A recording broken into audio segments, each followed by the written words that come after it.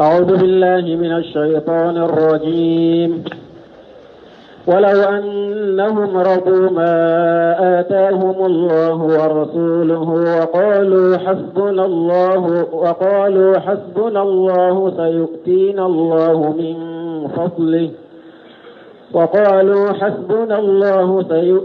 الله من فضله ورسوله إنا إلى الله راغبون. بسم الله الرحمن الرحيم، والصلاة والسلام على نبينا محمد وعلى آله وأصحابه وسلم تسليما كثيرا. سبحانك لا علم لنا إلا ما علمتنا إنك أنت العليم الحكيم. أستغفر الله الذي لا إله إلا هو الحي القيوم وأتوب إليه. اللهم انفعنا بما علمتنا وعلمنا ما ينفعنا وزدنا علما. biye tarata suye hijriya bakele ani kemenani ani binani ani saba shaharu rabiul awwal minye hijra sankalo sabana bisunye o muganay miladi nasaraw ka jate ba fulani mugani kele sankalo tanna bisunye o mugani woronay ambe dawda bugu masjid razaq wambo kono. أعوذ بالله من الشيطان الرجيم. ولو أنهم أرادوا ما أتاهم الله ورسوله إلى آخر الآية.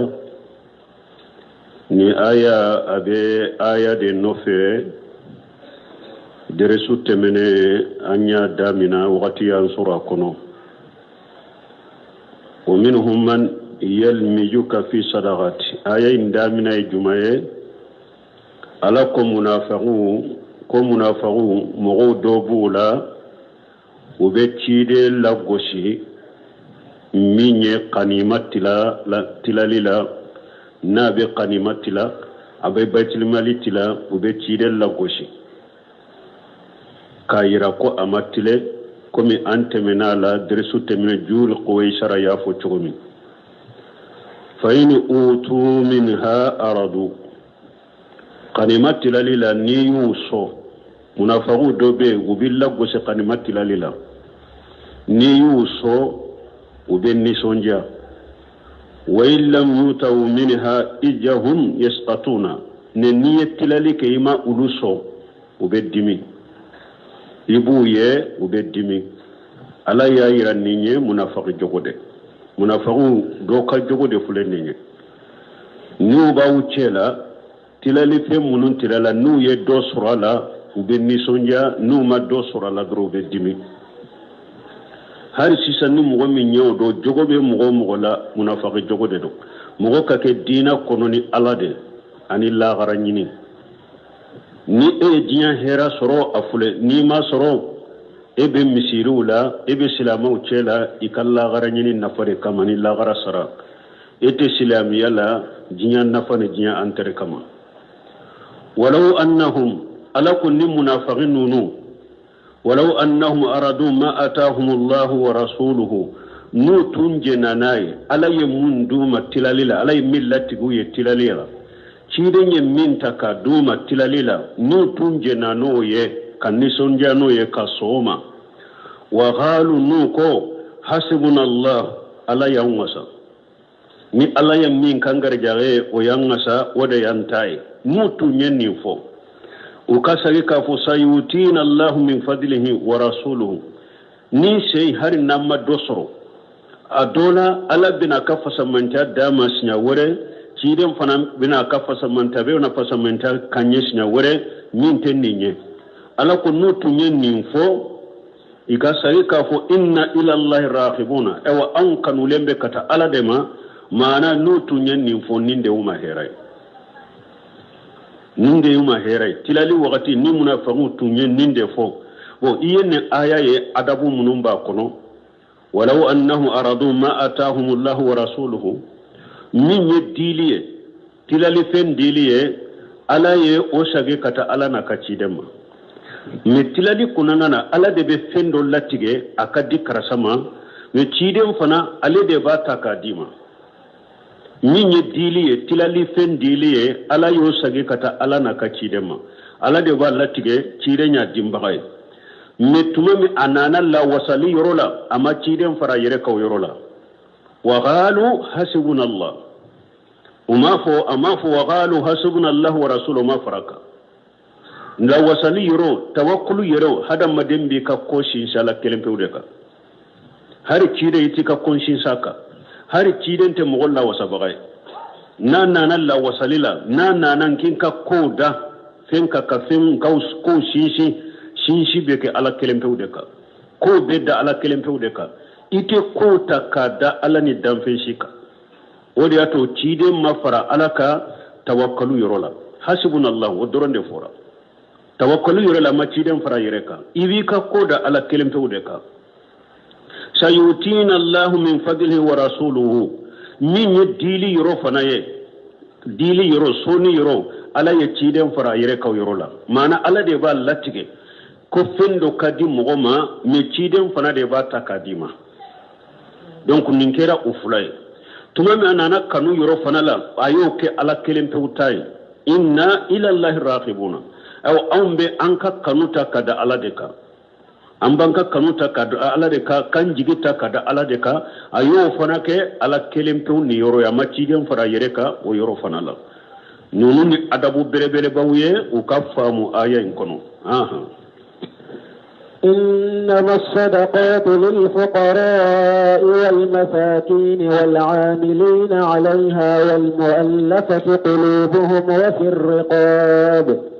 وفي الرقاب والغارمين وفي سبيل الله وابن السبيل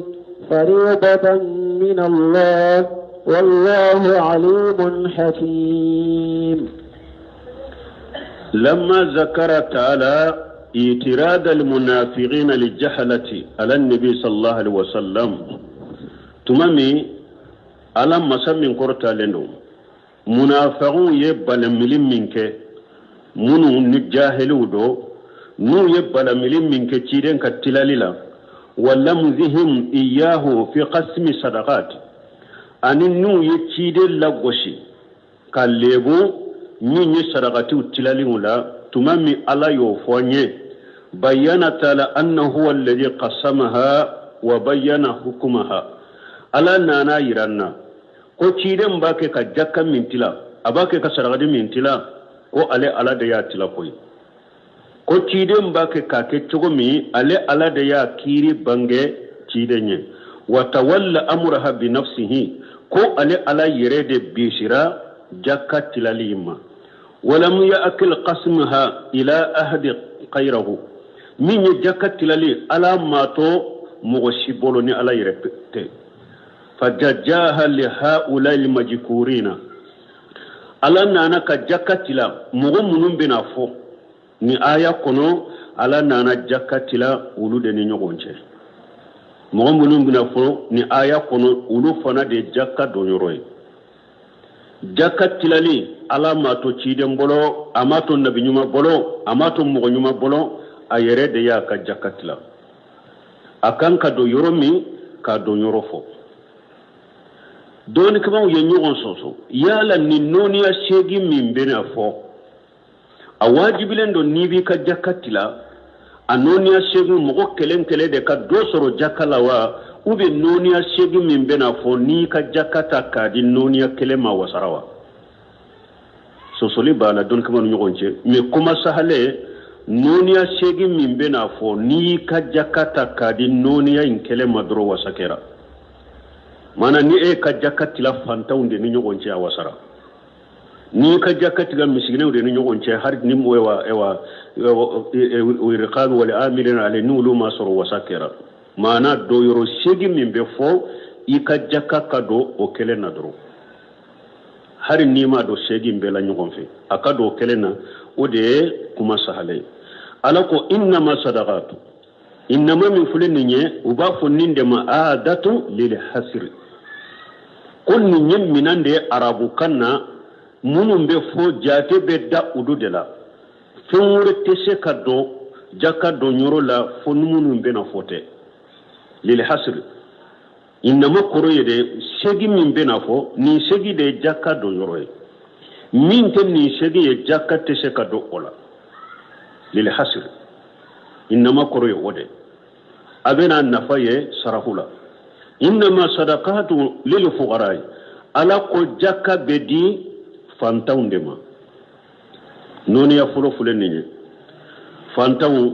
wal masakin fulana misginu wal amilina alaiha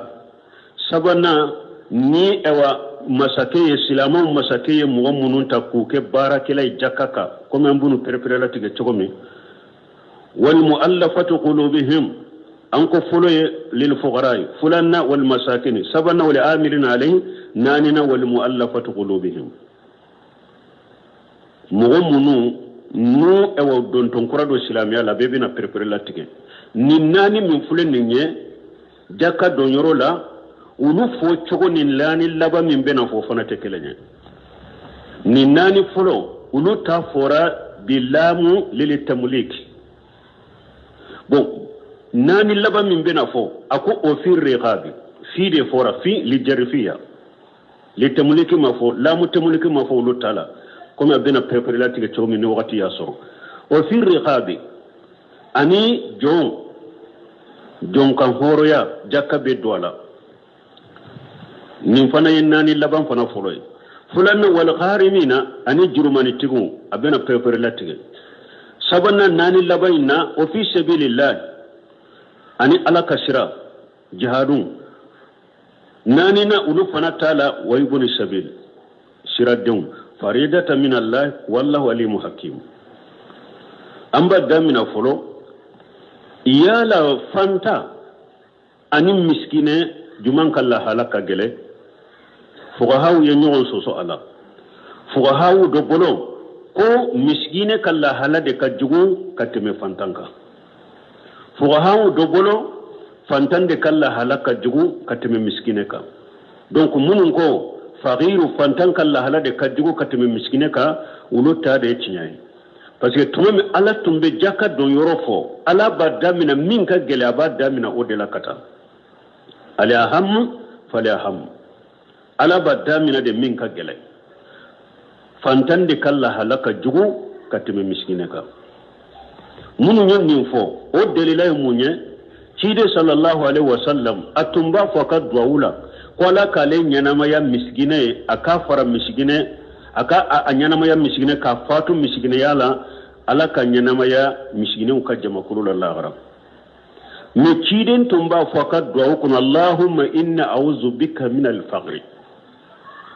ala mbitanga nyini ni nyefantanya ikinkisama al-faqr ikinkisama ani fana suratul kahfi kono batum min yiqdiriya ko akofa ko wa masafinatu fakanat lil masakin ya'maluna fil bahri ako batun tunyi miskine udedo taye no be barake baji na ni be barake na baji kono don ko ko batum mumi be mu'min bolo donc wore to ko miskine bato be abolo donc o kala hala ka ewa kala hala kan ko kateme fantanga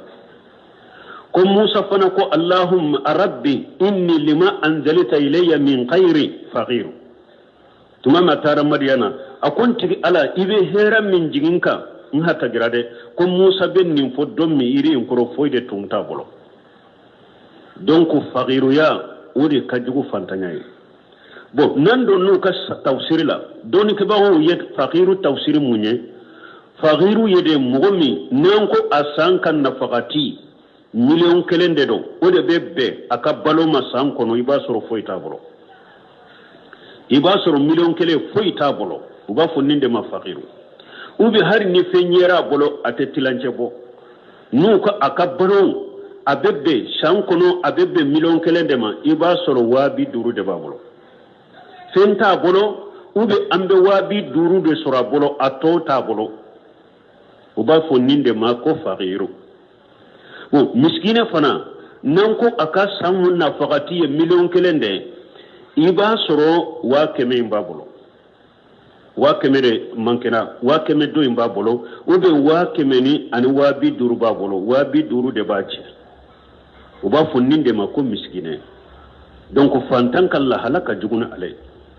fanta imma ka sanna fagati foita bolo ube hari min ba bolo ti hari tilance bo miskine fana naya ka sanna fagati jate iba suro tilance ba bolo ube pemba bolo min kacha tilance mi adafa de ta bolo uba funninde ma ko miskine donc nanya damina fantanna kidin ko sallallahu alaihi wasallam fantan ka kibariyala ko la tahillu sadaqatu liqani wala lidhi mirati sawi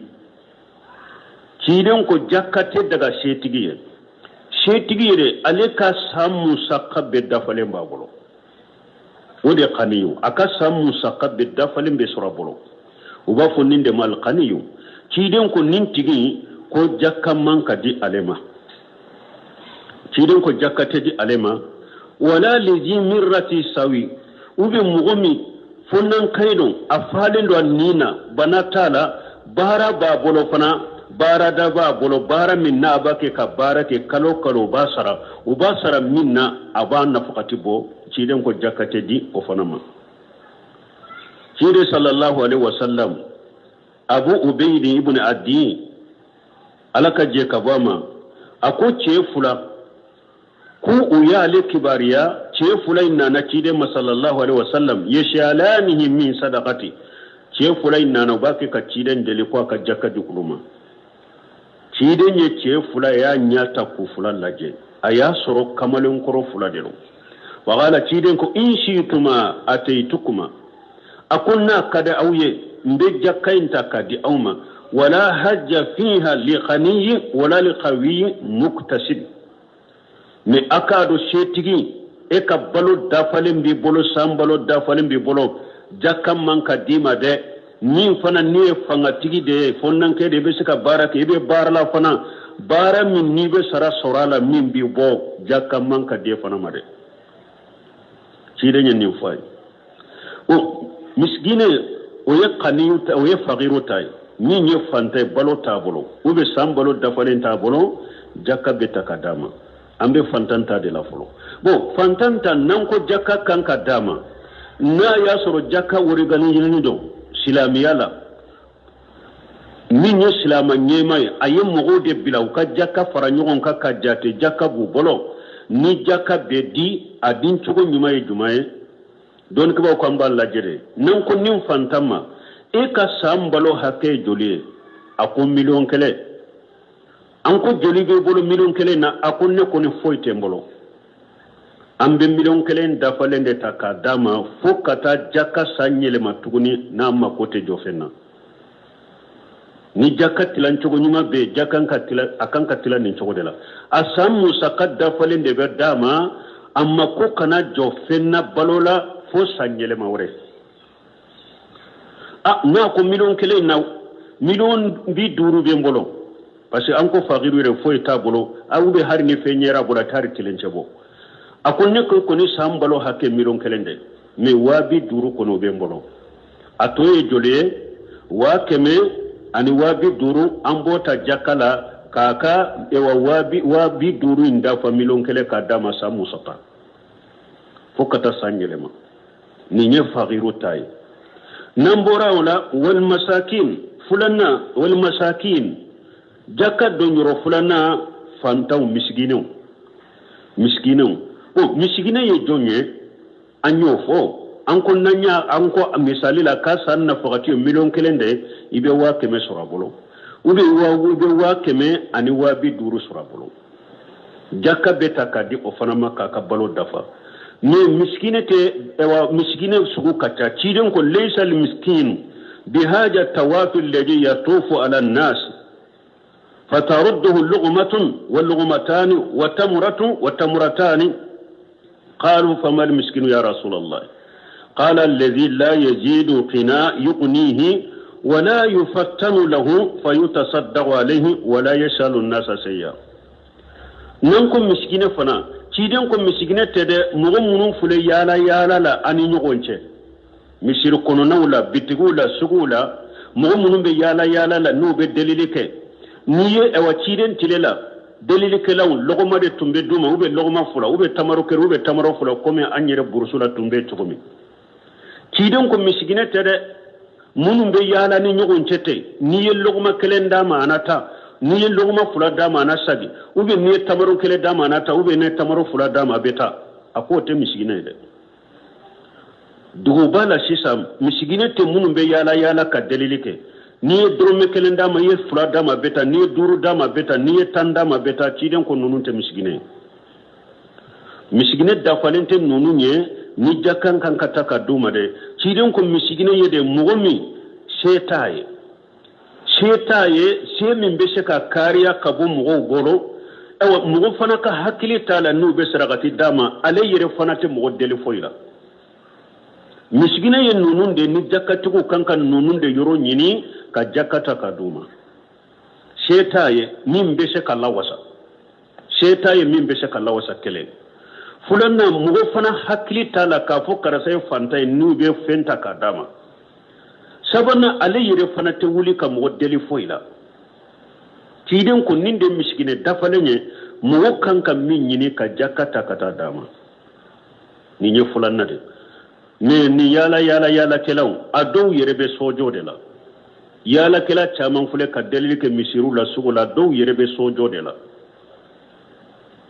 ala ka cide ate kaybudo ni mimbe kaybudo de ba la dunya bela iba suru mugo do be fantaw do be fuide te ale bolo asigilendo funta bolo mimba wasa mogo fana hakili tala nu beta so tanke yere mina mimba bolo mogo ba jate mina ko setigi yere de do kasoro foi tabolo ale yere fana te wuli kam wosideli ciden ko ninde fantai jakkan kan kata kadi ninde ma jakka do yoro fulana ale de donc ni jakka do yoro fulana kera aleye an fana na ya soro jakka bambolo normally atila chogo nyum bambolo amba nyinin kade e ka balo e sankono joli do misali la na ko million kere joli bi bolo na wa keme bi bolo donc wa keme mimba manke ambota ka dama aka sambalo ka dafa bolo fo sanjele mawre ne ako misali la ne ka sambalo ko ni bebe million kere de me wa keme ni wa bi duru be bolo wa bi duru de binje ambe wa bi duru ta jakala ka dama ka sa aka sambalo dafa dama fo sanjele mawre miskine jakka be dama nen chola ni nye jakka don yoro fulanay jakka don yoro sabana wal amiluna alayhi wa mal amiluna alayhi fahum al jubbatu wasu'atu yastahiquna minha qistan ala zalika wal amiluna alayhi jonye ni jakka silama nyema be mugo mununta jakka kibariya be silama nyema mimba mbolo masake min bolo abe mugo mununta ku bila jakka barala au ka jakka mina mugo la ka fara nyogon ka jakka aka sebe au ka jakka jate ku sebe jakka na folo au ka ki kolo siri bagay ko fara nyogon ka ku sebe ani nu betila u kan ka do yoro mi aka do yoro la masake mugo mununta ku bila ninna nunun de tego wala amilina alaiha jakka beta ka di ulu fanama jakka be di ulu fanama jakka do yoro ulu fanaye a do yoro sabana jakka do yoro ulu fanaye min ni jakka do yoro kera ul ala ko wal amilina alaiha amatu wal amafu wal amilina fiha munum be barake jakka kono ma fode wal amilina alaiha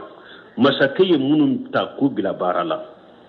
parce que ñin français munye do be se ka yere jate wakilu do be se ka jate na folo tigi do dara ela aya ka jakata ka dima karasa nintila fantaw ne nyogonce ate daga e ka drome kelentala kani yere jate ko la ko wala amilina alaiha la e wakilu de idara ela danna yade dara eka e wakilu de e ciden de ni mugo do yi ci ate daga e ka foita jakai na tanke na mi to fola kani jate mina ko la amilina alaiha e wakilu de danna yade darika atigi ko akado yoro mi e bado o yoro de la ni e fante ube na fulo haju bila afwaye a ikonne kan nintila fanta ni nyogonche me ne yere haju tigi de na ko e haju tigi sisa e kan nintila nyere be eso an ube ni eyre haju tigi eyre kanni haketala atoyibatila me kana drome kelen tala nima sarama ete wala amilina alayhi eye wakilude wala amilina alayhi de fama be mo munun bilala ko kata jakka mina uka jate uka sebe nununde wala amilina alayha bo mo munun be barake jakka konote ni fama yu bilala masake yu bilala jakka be di ulu fana manu ka bara hakede ewa hari na yasuru nunun yere na politiki de jakka be duma de ni fama da yata masake da yata ko ka jaka barake hari na ya sura le yere setigi de ale yere na politiki de ne tanke fama da yu bila ni barala ube jaka be duma nu ka sara hakede aben jate de me ni mo min be ni jaka ni ona barala kalo kan ka sara joli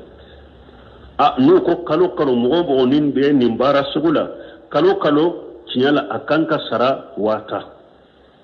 donc wala amilina alayhi mun fulani nye wa tambe takadi umma kalo har na ya suru yere setigude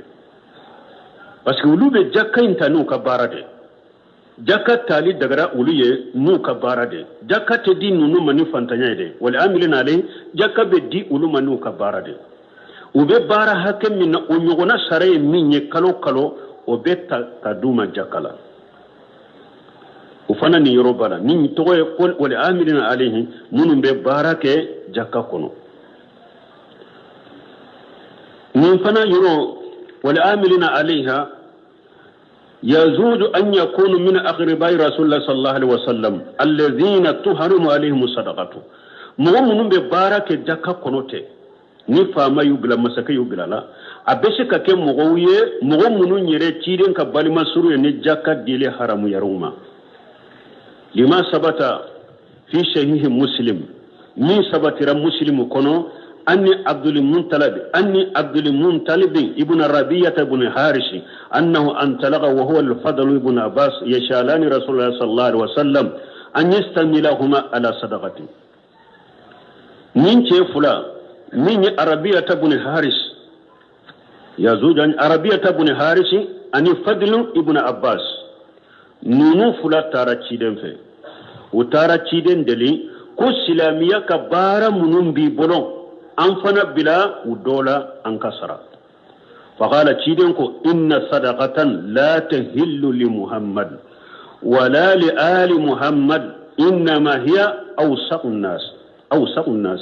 ciden ko jakka fulede ate daga muhammadu ka dunko ye fana jakka minali te daga cidenye jakka minali ate daga wa ciden ka balima suru ye parce que jakka ye mogo kan nogode donc nan ko wali amirina alaiha ciden ka somo sentala ciden ka somo te se ka barake jakala ko ambasara jakala akana ke ciden ka somo ye parce que ciden ko jakka te daga ale ka somo ye jakka ye mogo kan nogode donc wali amirina alaiha abese ka ke mogo werewde donc ambu sara jakala mi akana ke ciden ka bar masuruye jakate daga uluye ni nye jaka do yoro sabanay wal amilina alaiha jaka do yoro nanina wal muallafatu qulubuhum wa mal muallafatu qulubuhum fa aqsam muallafatu qulubuhum jama kulu do lufana tilalendo adobe amasilamiya muallafatu qulubi dobe mogo dobe amado silamiya kono kafiri de do mais ambado anya bala chogomi abake ka gere silamiya la duskum bake ka gere silamiya la nan tora ka jakata ka dama obeke sababu ya be silamiya kanu abedo silamiya kono ambe jakka dama pour aka silamiya kama ata nabi sallallahu alaihi wasallam safwana ibn umayyah min qanaim hunain komi cide Safwan ibn Umayya Hunayn ka khanima ciden ye penta kadama wa qad kana sahida mushrika Safwan ibn Umayya Hunayn kere alena na keleina am mushrika la madedo anana Safwan yere bolo ako ciden nyale so Hunayn do wa innahu la abghadun nas ilayya ko ciden be e wanna fuluta kadi alima wakati mede ko aya sura lebe mu'min juya katime beka waye cidende fama jala yutini hatta innahu la habbu nas ilayya ko cide ma wuli abake kale so ka nafolo dama fu cide labana kake abe cide de fe kateme beka cide tumba le ka soni damina wakati mi mugote min koniya bale dusukun kono ka cide mbo me atora kaso alabana mugo ka kanota le dusukun kono ka cide mbo wa minhum man yuta liyuhassuna islamuhu wa yusabbita qalbahu aw mugodobe ninye muallafatu qulubi foroy ama silamiya mi anyere bado nanyen na folo dama be silamiya ambe jakata ka dama pura ka do silamiya kono komi cide nyake safu ana bunu me yama chogomi Allah banna ka do silamiya la ka silamiya tanke cide nye chone wanna folo bamin taban huleni do ka dama ninye foloy fulana muallafatu qulubu do fana mugudu adunna silamiya kono de me aka silamiya mabashidi silamiya sabati lenta bula manya bolo akoni donna silamiya kono me ama fantiya la haribi ashika shikalembe silamiya ina ambe ni fana so jakala puro aka silamiya kanya bolo ani adusukun ka sabati kama ata yawm hunain aida jama'ata min sanadil tulaqai wa asrafihim mi'ata min al-ibli o fana delay munye o hunini kele aka qanimat tilalila mugo ba fula min lewan silamira fatuhu makkan kawla ni cide nyu labila anu tara hunini kele na ado don ton kurado silamiya masabati biskun kono cide nya do kere ya kanyame kemede takaduma mugo kele nyame keme kata kadima o kera sababu ye ku ka silamiya sabati bolo ku sabati silamiya la donc mogo min na fana donna silamiya la mais aka silamiya yi dusukun ma fanta la kosobe ambe jakata ka dama pour aka dusukun ka ma fanta silamiya la ni fana ye muallafatu qulubu de wodi ato cide nya fo aka kuma dola ako inni la uti rajulan wa ghayruhu ahabbu ilayya minhu khashiyata an yakubbahu Allah ala wajhihi fi nar jahannama ciden ko ni alebe tilalike mugo dobe ko alebe na flota kadi ema mugo dobe abe temo ka to so ibasoro ayi eminto e na mi so ko ye e ka ko kada ye kateme aleye min so me ko aleye min so ale boke mun kama parce que na ma so abe sira dimido kanata douala na beta kuma fo ou am na beta kewale ke ni alaba bira nyeda ka jahannaba kono wodi atabe mo do so ninde kamade o kanata numa so o kanata kuma do fo o kanata kewale de ko mimbe ke sabon ni alabu biri nyeda ka jahannaba kono abu soni ode abe mo do fana toy ate eso abe ede kanu katima yemin so me ale aye eto yikali manade bolo limana min bi biskun kono ayito ode bolo na miso o fi sahihin an abi sa'id anna aliya basa ila nabi sallallahu alaihi wasallam bi juhaybati ana na bukhari muslim kono ali ibn abi talib aye sanu dota ka ci kata ci demma sanu kuturu abaka bogo kono ha sanu imbora yey manide fa qasamaha bayna arba'ati nafari ci denye sanu intila mo gonani ni nyogonje al akhra ibn habis ووينة ابن بدر وألقمة ابن أولاسة وجيد الخير وخال تألفهم نسان من فلن ني علينا بورا يمن أيادي تشيدن مكو تشيدن كاتلا تشيدن يمغناني دي ولدرو كسانون تلونو نغنجي الأقرب ابن حابس يفلوي ووينة ابن بدر يفلناي وألقمة ابن أولاسة ويسبناي وجيد الخير wayenani nay cide ni sanu tila nunu ni nyogon cha ko mun na nyenninke puru ka islamia kanundo udusukun kono wonu man yuta lima yurja min islamin nujraihi anye joli fo mo wala fatu qulubula folo mimma islamia ha kanna folo dama pura ka islamia fulanna mi islamiyara mi dusukun masabati islamia kono nafulu be jakabe takadama puru akasabati islamia kono ninte furaiwa sabanna mi ale yere ka islamia tere mi ambe nafulu takadama puru atonyogo unake sababu atonyogo dona islamia ale yere silamiyara de min nanye jakata kadama abeke sababu abeta abalimo dofe ewa aye do silamiya kono de komi ciden della ka ba grupo ta kade kungo kono arabu doma kafiru de tundo atuma silamiya ciden ye ba grupo do ta kadama awulila abolito tara ka mogofe ako aye do silamiya la de na do na silamiya la Muhammadu na abiso de komi mogo min te sira fantanya ye donc ale yere silamira mais an bɛ nafolo ta k'a d'a ma pour a ka taa mɔgɔ wɛrɛw encourager pour u ka silamiya nin fana ye muallafatu qulub an bɛ jaka ta k'a di nin fana ma nin ko in kan wa minnu man yuta liyajba sadaqati mimman yalihi aw liyadfa an hawjati almuslimina dararan min atraf albilad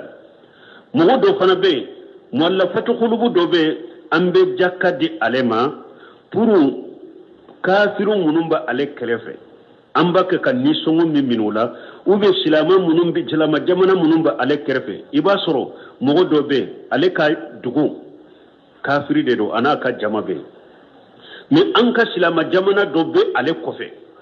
n'an b'a fɛ ka taa jaka minɛ an ka silama jamana in na a tɛ ɲɛ abada fo an ka tɛmɛ ni ale ka dugu de an ka taa ale fana kafiri de kɛlɛ b'an n'a cɛ n'an ka jaka minana wulila k'u bɛ taa bɔ ni a ka dugu in ye k'u bɛ taa jaka mina silama dugu min b'a kɔfɛ a ka mɔgɔw bɛ se k'u faga a ka mɔgɔw bɛ se ka silamaw ka cidenw faga donc ni an bɛ jaka ta k'a d'a ma pour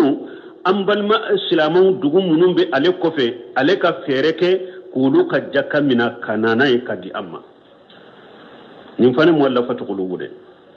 ale yɛrɛ tɛ silama ye dɛ mais an ka silama dugu dɔ b'ale ka jamana kɔfɛ ale ka dugu kɔfɛ an tɛ se ka taa an ka jaka sɔrɔ ya bada fo an ka tɛmɛ ale de fɛ ale fana ka mɔgɔw n'an ko an bɛ ciden minnu wuli a ka mɔgɔw bɛ se ka jɔn k'u faga donc an bɛ jaka ta k'a di ale ma pour ale ka fɛɛrɛ kɛ an ka silama jamana an ka silama dugu min b'a kɔfɛ a k'u jaka mina k'a ci an ma ka na n'a ye an fɛ nin fana ye muallafatu qulub de an bɛ jaka d'a ma ou bien muallafatu qulub dɔ de fana ale ye ɲɛma de a ka mɔgɔw la a ka kafiri jama kulu a ka mɔgɔw bɛ silamaw tɔɔrɔ kojugu ɲɛma de don a ka mɔgɔw la kafiru de don a ka mɔgɔw bɛ silamaw tɔɔrɔ kojugu an bɛ jaka ta k'a d'a ma pour a ka mɔgɔw tɔɔrɔ tigɛ ka bɔ silamaw kan n'an yɛrɛ y'a dɔn n'an ye jaka ta k'a d'a ma a bɛ kuma a ka mɔgɔw fɛ n kana mɔgɔ ye n'a tɔɔrɔ bɛ se silamaw ma dɛ a kana se u ma dɛ a kan'u tɔɔrɔ dɛ a kan'u ka fɛn minɛ dɛ n'an yɛrɛ y'a dɔn ni jaka taara k'a d'a ma a ka jama tɔɔrɔ min bɛ silamaw kan a bɛ se k'o tigɛ an bɛ jaka ta k'a d'a ma pour a ka jama tɔɔrɔ tigɛ ka bɔ silamaw kan mahalla tafsili hadihi fi kutubul furu'i tuma bun kasir ye nunu fɔ a ko n'i b'a fɛ ka nunu faranfasiya yɛrɛ ɲini fuqhu kitabu i bɛ taa a ɲini olu la ale fule k'u gorobari fɔ de ya donc muallafatu qulub nunu fana de don aw ye joli jate an nɔfɛ sisan n'a hakili bɛ dɛrɛsu la fɔlɔ an ko min ma don silamiya kɔnɔ filanan a donna silamiya kɔnɔ mais dusukun ma fanti jaka bɛ d'a ma dusukun nka ma fanti muallafatu qulub de don sabanan an bɛ jaka d'a ma pour an ka dugu min bɛ a ka dugu kɔfɛ a ka silama dugu in ka jaka mina kana d'a ma naaninan ni a y'a sɔrɔ ɲɛma de don a ka mɔgɔw ka tɔɔrɔ ban kan an bɛ jaka d'a ma pour a ka mɔgɔw tɔɔrɔ tigɛ ka bɔ silamaw kan donc nin bɛ tɔgɔ de ko muallafatu qulub jaka bɛ ta ka di ninnu bɛɛ ma silamiya masalaha kama jaka ma awɔ duurunan ye de ka jaka di dɔ ma pour a ka taa mɔgɔ wɛrɛ a ka kɛ sababu ye ka mɔgɔ wɛrɛw ladon silamiya kɔnɔ duuru don wala nin bɛ tɔgɔ ye ko muallafatu qulub mais est ce que jaka dira ninnu ma n'u yɛrɛ ka masalaha de ye wa ou bien a dira ni silamiya ka masalaha de silamiya ka masalaha jaka dira nin mɔgɔ duuru ma ni silamiya ka masalaha de donc nin naani min filɛ nin ye ninnu fɔra bi lamu temuliki a b'a janto fana la lamu temuliki ye mun ye ni jaka taara ka di ninnu kelen kelen ma a kɛr'i ta ye cogo min ka di i b'a kɛ o cogo la misali la fantan fule min ye faqiru ni anko aka ewa sam musaqqa ye million kelende ako foyde te ale bolo anye million kelen takadama san kono nana anye million kelen takadama kalonani nyogona aka balima suru do nana ka million kelen takadama ube kalonani nyogona aka balima suru do fatura adonna o tinyela ayen na fulo basro ola million kelen abasa jwa atasagi munna lilite mulika dira matade do adira matade do har ni san konona la ne alaye sheyin soro million kelen asaglite aleka ube hari sayin konona na do soro million kelen to tora bolo asaglite aleka parce que dira ale matade do misigine fana tabo chogola wala amilina alayhi afana tabo o chogo kelendela wal muallafatu qulubuhum fanal tabu o chogodela nunun tayi litamuliki na dirima koni tade dirima hari san konona la ni karila ka boama itade do chogo min kare bake ati kai ka sage kanamma ati eka ika sage jakatiguma donc ni nani fo chogo ani nani labain fo chogo te kelenya bafu nini malitamuliki nunun ta dirima de hari no kariya ka boala santo la sagilito ka utado chogo min kado bake o chogola ni nenya nani folo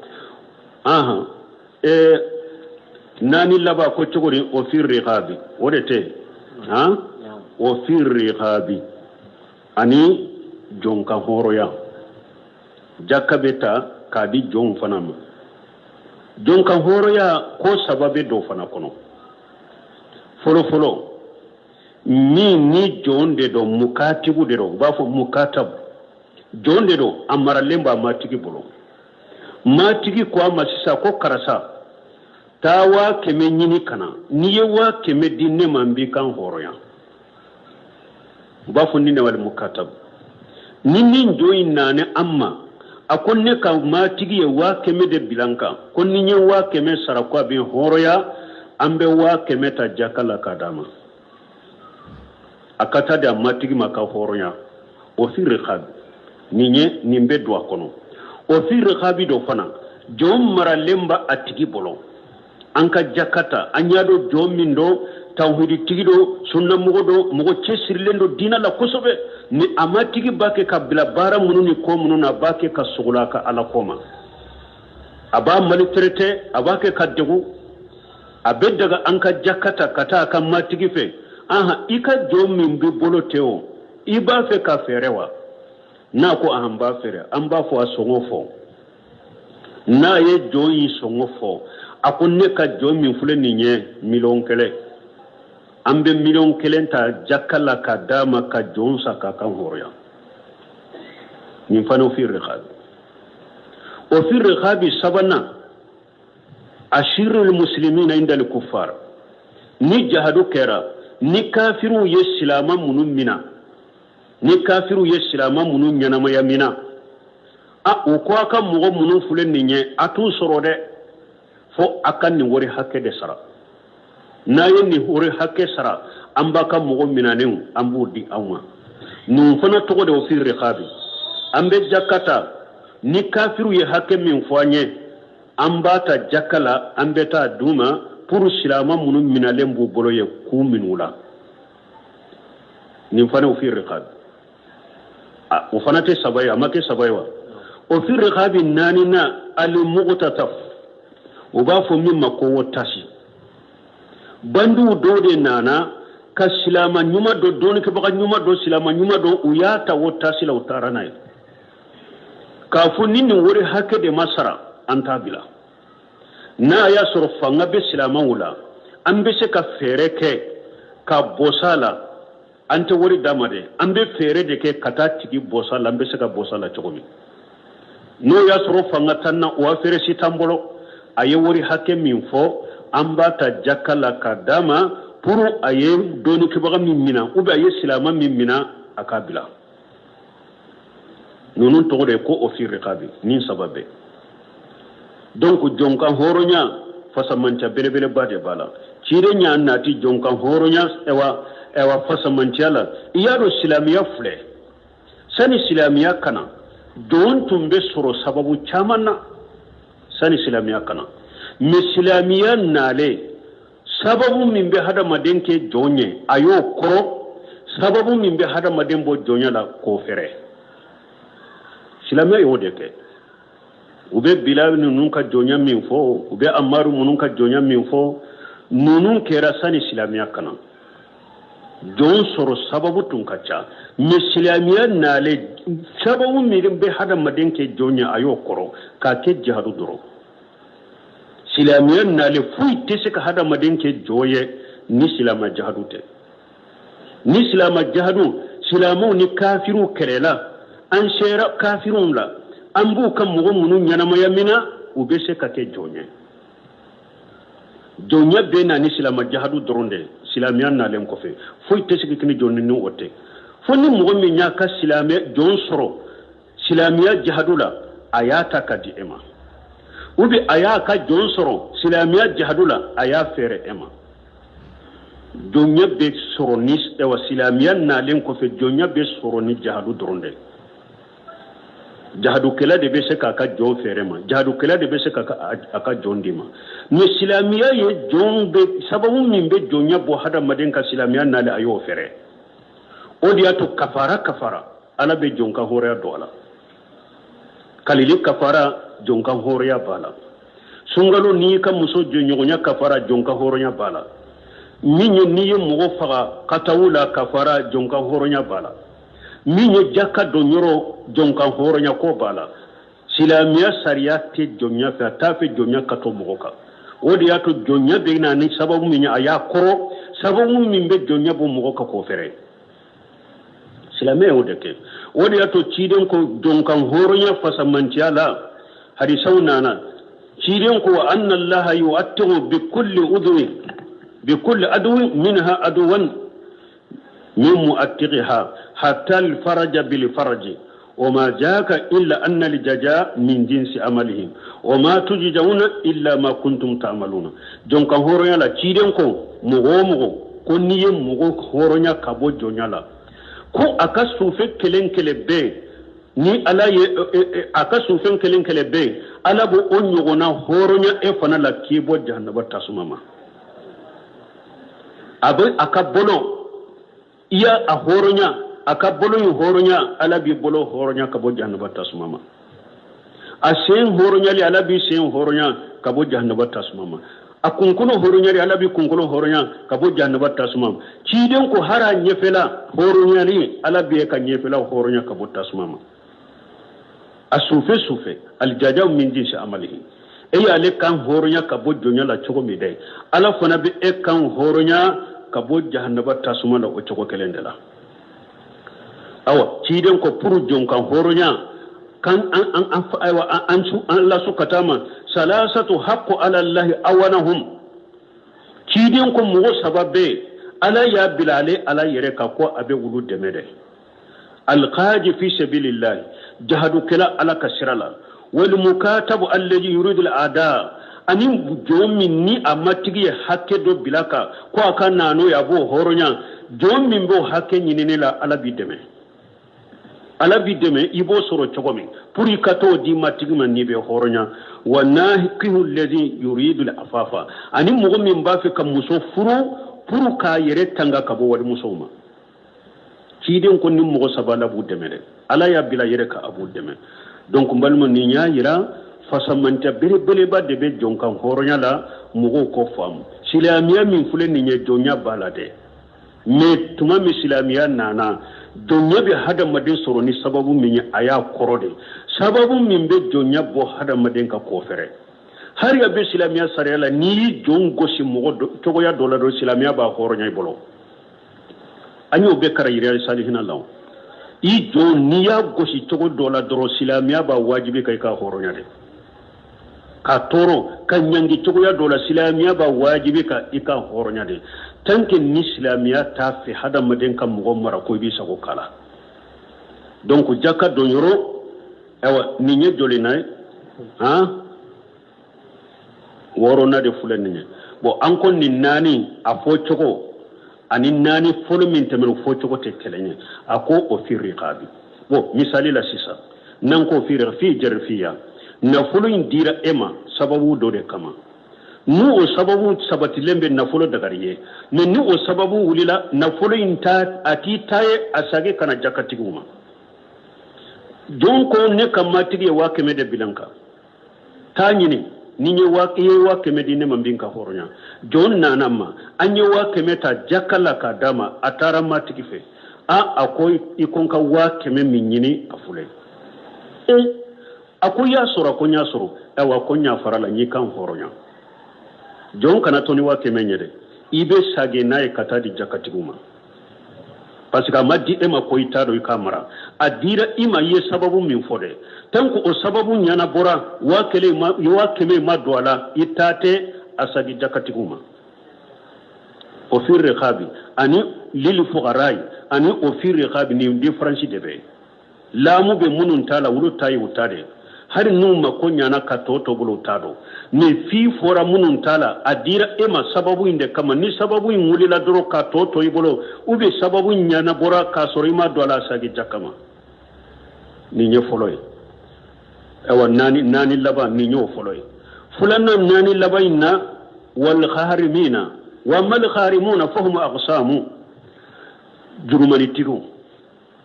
jakabe takadi jurumani tiguma jurumani tigu fana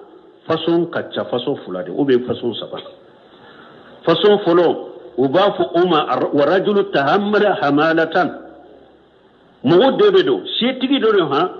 me anana silama fulala ubake kakkele wori kodo kama ube anana silama dugu fula ubake kakkele wori kode kama ube silama groupe fula bake kakkele wori kode kama anana mankam bonu nyogonche kele bonu nyogonche akom mumbe uya chokofo konni wori kode banu nyogonche ninja makulu ba fe ka fo ninja makule ni an ka wori di nyogon fagade do nunu fana ba fo anta de atambolo anana ko sisa ni man kambila wori hakke min bani nyogon ce ne ya bilinyere kan ne basara aye fitina bila aye man kanda bila ne wori bila ne yere kan ne yere basara aw kan man kanda bila awa nintigi hari na ya soro eye nafulo tigide se tigide nambora nin kalama iten ni mboy yere kan nafulo jenade ambe jakata ka dima beta sara parce que jurumi fulene ya ke silama bede eye nin juru bili yere ka silama manton bede ka fitina faga silama fulani nyogonche hari ni ye setige ibe se ka wori sarante so amba bo jakade la ka dima ka tasara ninde bena khabisatu ka hadisala kiden ko khabisatu ma ako ya khabisatu innal masailata la tahillu illa li ahadi salasati ako khabisa delilite daga mogoye fo mogo saba arajulu fo mogo saba arajulu tahammala hamalata mogo na yiduni bila yereka fahallatu lahu almasailatu hatta yushiba qiwama min aish ورجل تحمل حمالة فهلت له المسائلة حتى يشيبها ثم يمسك مغفلو مغمن يدوني دو تكابلا يرeka pour kam mankando faga kabo silamo doni nyogonche kiren ko adagara nin tigi ka delilike fo aye hakke min bila yireka ako sorokodi na yo sorokodi wakati mi abe delili bila jakabe takadama fana che fulana delili dagara mugo minye warajulun asabatu jaihatun ajitahati malahu fahallatu lahu almasailatu hatta yushiba qiwama min alaish kiden ko mugo fulana mugo mi nafolo tigi de do me kasara do de nana kasoro asabatu jaihatu kasara do nana kasoro ka kan nafolo becinya foi tabulo adagara ni fana ka delili ke fo aka ka balo soro balawde ya soro kasara de ya soro kan nafolo becinya na adagara ni fana ka delili ke fo kata aka balo soro na ya ka balo soro aka delili dabila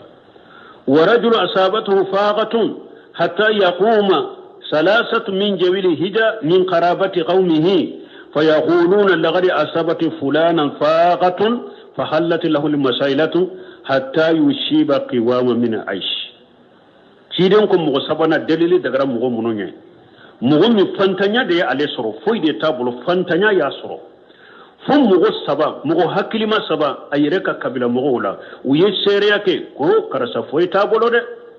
fantanyere de karasa fuide te karasa bolo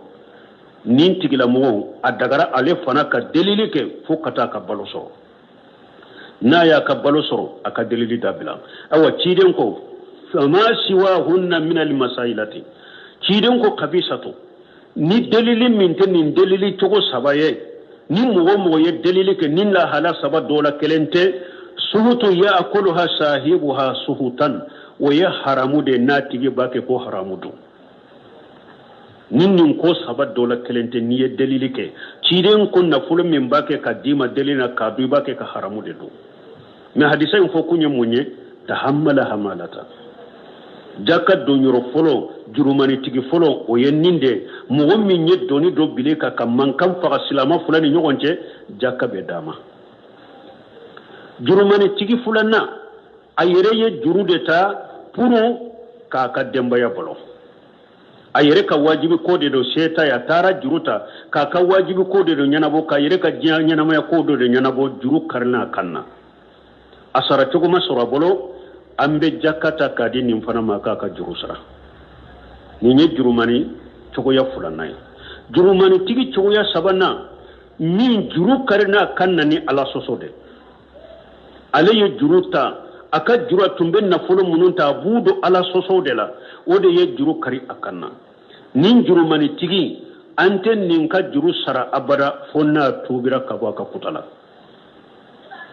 ayibna folo takudo ala soso de la juru karna kanna anana ko juru benna tusun na baka ala soso de la ante aleka juru sa jakala minni anana ma tinyala netni na folo chaman de takudo ala soso la juru karna kanna no oye ntumbe dolomi nyenna folo chaman de juru ta kado dolona kami juru karna kanna ode kama minne tubira kabo dolomi na kinka tubunye ka juru nunum bin kanna de ambe wori dama juru munun karna kanna ni ala soso tanka tubira kabo ala soso na ambo o juru dama katu sara pour toujours ka encourager kata tubuma ka silamiya jado do sukun kono ala soso la ale ka juru te sara folo de fonna tubira na tubira kabo ala soso nunu na nanama nyetumbe ala soso de ke juru karnin kanna ni wala soso de min tubira kabo ala amba ka juru sara donc jurumani tigun ulu yenni mogo sabare nunu fana ka juru ube sara nafolo la cide sallallahu alaihi wasallam dondo la jurumani tigi do cide ni mogo ne jurumani tigi do soro nyona o ba fo ko aka ka juru sara ce ba ke ko foite ne bolo ewa cide nye mogo nya mariya anana bi sayyid qudrika hadisa de la وشيب الرجل في عهد رسول الله صلى الله عليه وسلم في شماري ابتاعها فكسر دينه اكو تشيدو عليه يريدون ديدو سا كو ابي يريدون فيره يريدون تشيانا بولو جرو كرنا كنا فقال النبي صلى الله عليه وسلم تصدقوا عليه اوا تشيدن كو سلامو ما كوي سرقتي داما اي جاكو داما فتصدق الناس عليه فلم يبلغ ذلك وفاء دينه mu ye saragati takadama mi saragati munun dira mu mase kaka juru imbe sara shiden ko ka juru mani tiguma akom mi soro la bolo ayo mina minti abolo akana anyin ka wala quduma wajaritum wa laysa lakum illa zalika ay mi soro bolo ayo mina awa ni ote akana fe mure nyina fede min ba bolo ayo mina donc nu jurube mo wala ambe aka juru sara nen chola bo juru mani tigi dobe nanyire yado nanye juruta juru hakke min bala nanya taka dama dro abolito be tasara parce que ka juru hamme ba yirela nin juru mani tigi ambe wori takadi ayre de makata ka juru sara na ayre juru mani tigi dobe amma kote foila juru fula kannade mi hari sisa nanye juru ngori jate ka dama ko tadi atigima abeta ke femore ateta juru insara nin tigila mogo juru hakke min bala ambani ka karasa ka jolibe elade na ko wa keme do amba fu basitala ambeta min ka wa keme bala ambata jakka lambeta dama ika wa keme min be karsala juru la ika wa keme fule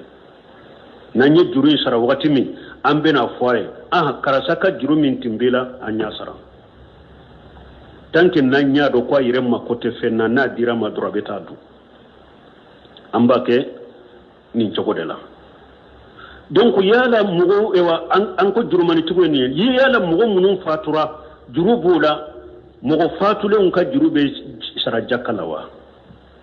don ke ka nyogon soso bala do ko mugo munun fatura ni jurubula ambu ka juru sara jakala don ke do ko ay mugo munun fatura ni jurubula antu ka juru sara jakala jaka beke kam mugo munun be nyanama yala jurubula juru numa juru sara dogo yali be ulude ka juru in kama me min fatura alete nyanama yala ire janko anamalo yani juru ya ube mugona dogo yani juru ale be lagara deja anta ka juru sara jakala kele ko fulana kire sallallahu alaihi wasallam kire nyire tirela hari ni min fatura ni juru bala kire madeli ka suka juru sara jakala kire tumbe suka juru sara baitul mali dala ni mugo min fatura kiren ba fa kan mugoma ni juru munun bala ainan fe kiren ba ta baitul malira ka dama me amad deli ka jakkake ka mugo fatulen ka juru sara mugo fatulen ka juru kiren ba bo baitul mali de la ta bo jakkala kunni ni fulay wo ko sabana nan ko ewa juru mugo fatulen ka juru ka sara jakkala mugo be faratu ube farnya ujabe farnya kata juru tala uba fun ka juruta parce que ni sara doro jakam min be ubin ka juru sara abin mugo farnya kata juruta de la ka mugo ja farnya juru sara baliya fanala parce que beta juruta ibolo ta sara uba fu konnin sara ewa jakati ko ba sara abe ke sababu ku farnya kata juruta lima abe ke sababu ku ja farnya kata mugo ka juru sara baliya ma donc ninye joliye saba bo nani na nin donna ko mogo munun faturo juru kasara allaba mogo nyunu be nyanama yala ni juru bala lu juru te se kasara su ka juru yere bolo parce que abete de sa mogo minun be sa mogo min be sa be ni juru de be sa sisa non ko anka ulu sara su ka juru sara mogo munun yere be nyanama yala ni juru bulu kana ulu ta te se kasara yere ananina ube duruna nan ko su juru kasara jakala o be ke sababu ye ciye tabaga munu hari nu u ka suye nafolo caman to nu be se ka juru imbo su ka nafolo la sanu ka ciye tila ute so o ba fo aye ta fo jakati ko yedoro ka juru sara Allah ba hari ciye tabaga yere be ba juru sara la juru be to jakade ka donc doni ke ba ka kuma sahale mo min fatura ale ka juru te sara jakala aka juru te sara jakala ayre na fulu min to aka juru be bo ulo de la fulu sani ciye katila ube na ka balima min be na ko abe nyama ka juru sara ba juru sara ani fana doni ke ba ko ni su na ya soro aye juru inta anganiya tumbala ka juru sara sede masuraye ale fatura cide nyo uba cide ko man akaja muwala nas yuridu adda a'addahu Allah anhu wa man akaja muwala nas yuridu tilafa wa tilafahu Allah kiren ko ni mugo min mugo kan na folota jurula atumbe e ka hakilna ni kan nganyala ni nya soro doron ba sara ala ma no ya yi fatura ala yere bo juru sara ye na ma sariye jiya aba sariye lagara donc ni su fatura na ya sura ni hakilna de fatura har ni amma ka juru sara ala ba sara ye na ya sura ye juru tani hada maden kan na folo ciyade de fana ko karata ta se soro atate soro ne be ta juru tabulo ngania tala ka sarayre nka soro dro na kan ngania yewde cidon ko ne mo kan na fulo minane nin kande alaba cinya bolo de hari ne an nya sarate fenya la gara la bi minana donc wala doni ke baw ka kuma sahale mo munun be nyana yala ni juru bola ulu ka juru de be sara jakalla juru be duma jakalla be ta sara me mo munun fatura ulu ka juru te sara jakalla awa la hala dobeya na politiki do ka jateme haro do ye ngole ko do ye million kele njuru do alela ko aka barake akono ko million kele ni a ciyana ale bolo ko a juru kera ale kanna ale shete ale ye kasara wori tigi ya do ko sheta ale ye kasara ko wori tigi to ko karasa ne ka million kele min juru be ela ne ya do a ciyana e bolo shete e kasara men bin ka jakabo million kele hakembe million kele ta ka dima pour yi ka sagi nema nka jurula ko ay million kelen takadi alema ko ale fana ye million kelen sagama ko sisa ale nana ka dina famu ko yin sika tora ale la tusuru ceyin juruba ale da rabo ale ube ale be munke o nko atigi ye minke ninye ninte ga majakabo atigi de majakabo koy million kelen min dira e ma ni tunye doni ke bagan nyinenka sani ka million kelen ndo i garjagalade sani ka million kelen sagama ni tunya nyinenka i garjagalade i ka million kelen chogo min kade beta kaye kana sara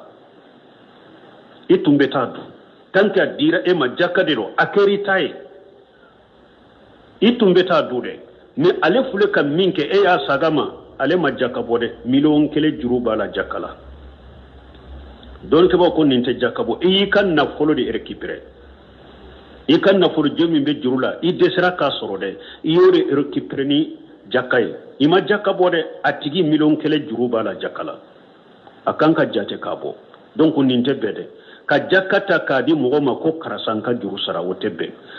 kana fo ida yere la parce que na folo tigu do ba ke nu ka wa mugambe ela masoro wa tambila masoro ube munke ube muwa muganta ka dima nu yado e mugoy ebe same ebe maloya